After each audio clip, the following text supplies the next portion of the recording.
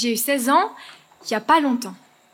Pourtant, ça fait un bout de temps que je vois les gens se tendre et se détendre au fil des crises qui fleurissent comme lors d'un printemps permanent. J'ai eu 16 ans il n'y a pas longtemps, je suis jeune, je me construis et je vois, j'apprends, je réfléchis et je crois. Pourtant, ce qu'on me répète, c'est « tais-toi ». Je suis jeune, trop jeune pour qu'on m'écoute, mais bientôt, je serai trop vieille pour qu'on me file un mode d'emploi. Et ce sera à moi de me débattre face à des débats bien trop grands pour l'enfant qu'on m'a forcé à rester. On les voit, on les entend, ceux qui se plaignent de cette jeunesse intrépide, de ceux qui portent notre voix, même si c'est à bout de bras, car ce sont eux, les courageux du tas. Ce sont ceux dans les rues, les jeunes des manifs, qui prennent des poubelles et en font des barricades. Ceux qu'on a forcés à lire Baudelaire et qui crient maintenant en retour « Tu m'as donné ta boue et j'en ai fait de l'or ».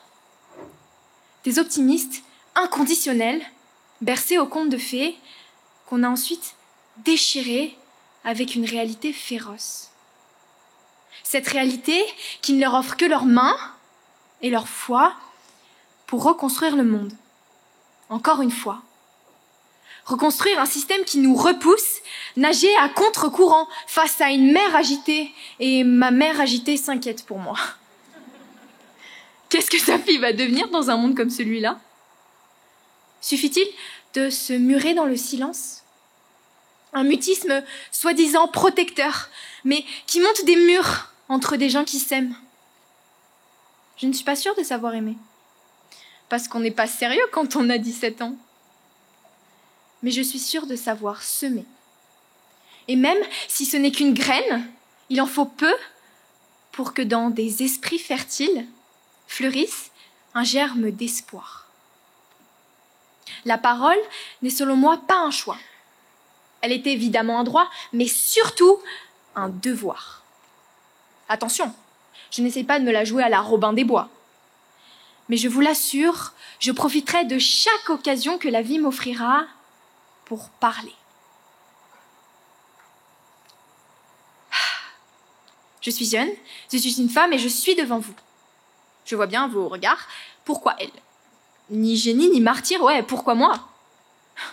Pas vraiment venue d'un milieu défavorisé, devrais-je vraiment m'exprimer? Prendre la place de ceux qui le méritent, prendre la place de ceux qui en ont besoin.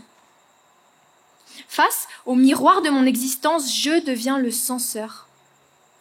La propre voix qui me dit de me taire, les propres yeux qui me dévisagent. Et quand, parfois, la légitimité me manque, je me rappelle que nos voix ne se couvrent pas, non, mais qu'elles fusionnent et se mêlent. Je me laisse porter par le flot d'espoir qu'elles créent. Peut-être que vous ne pouvez pas les entendre, mais à travers chacun de mes mots, ce sont des milliers de femmes qui me prennent par la main et me font avancer. Je n'ai pas grand-chose pour le remercier, je peux seulement, à ma manière, les représenter. Des milliers d'âmes, d'histoires et de destins, parfois triomphants, parfois tragiques, de luttes et de sacrifices me donnant aujourd'hui le droit à la parole. Me voilà, c'est moi. Un mélange du plus simple au plus sombre sous le plus simple de mon complexe apparat. J'extrais l'essence de mes rêves et vous les offre ce soir d'une manière désintéressée. S'il vous plaît, ne voyez pas ce discours comme un appel à l'aide, non, mais comme une ode à tout ce qui m'est cher et m'inspire. Pour toutes celles qui étaient là auparavant, pour toutes celles qui me succéderont et surtout pour toutes celles qui aujourd'hui n'en ont pas, je leur prête ma voix. Et cette voix, je la dois elle aussi à des femmes, celles qui m'ont élevée. Je ne serai pas là sans elles.